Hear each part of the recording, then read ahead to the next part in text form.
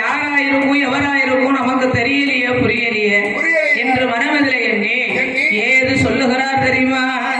அப்பாயே பாலகன ஊரு என்னையா பேர சொல்லையா பேர சொல்லையா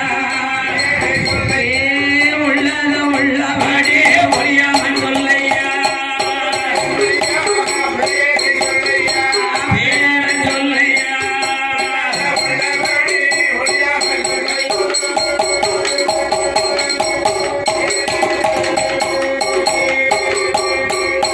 ஆடி எந்த ஊரு என்ன தேடும் அம்மா பேரு அப்பா பேரை நாடு என்ன நகரம் என்ன நடந்து வந்த விவரம் என்ன உள்ளதையும் உள்ளபடி முடியாம சொல்ல வேணும் இந்த பாண்டியரும் கேட்ட போவாரு இந்த சப்பாடி முத்து ஏது சொல்வாரு ஐயாவே ராஜமன்னா நாகப்பநாடு கிழவைய அவதரித்த சிவந்தானே மாடப்ப தேவருக்கும் மாடத்தியாள் பெண்ணாளுக்கும் நான் வந்துதித்த பாலகனா எத்தன் பேரு சப்பாடி போது உங்களோட இடமாதற்கு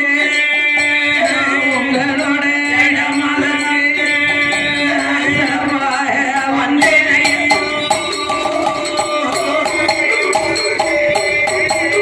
உங்களோட சிறப்பாக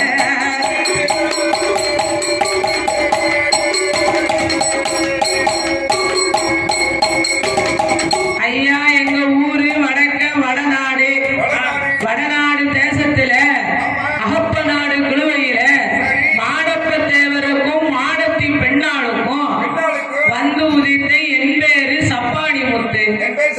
பஞ்சம் வந்த காரணத்தினால நான் பஞ்சம் வந்த காரணம் பஞ்சங்களை தீர்ப்பதற்காக மலையாளம் சென்று நான் வருகின்ற வழியதில காசி விஸ்வநாதருக்கும் அம்மா விசாலாட்சி அம்மாளுக்கும் தேரும் திருவிழாவும் ரொம்ப விமர்சனமா நடந்தது. இதை கண்டு கழிச்சு போகலாம் என்று வந்தேன் என்று சொல்ல உடனே பார்த்தார் பரக்கராம பாண்டியன் மனமதில் எண்ணுகிறார். ஆக வாழ்க்கையில ஆளுக்கு அதிவீர சூரனா இருக்கா, வீராதி வீரனா இருக்கா, ஆய கலைகள் எல்லாம் படிச்சிருக்காரு. அப்போ இப்பேற்பட்ட இந்த சப்பாடி முத்த நாமளோட இடமதுல வேலைக்கு வச்சு கொண்டால் என்ன? வேலைக்கு வச்சுக்கலாமா? வேலைக்கு வைக்கலாம். நல்லா வேலை பார்ப்பானா?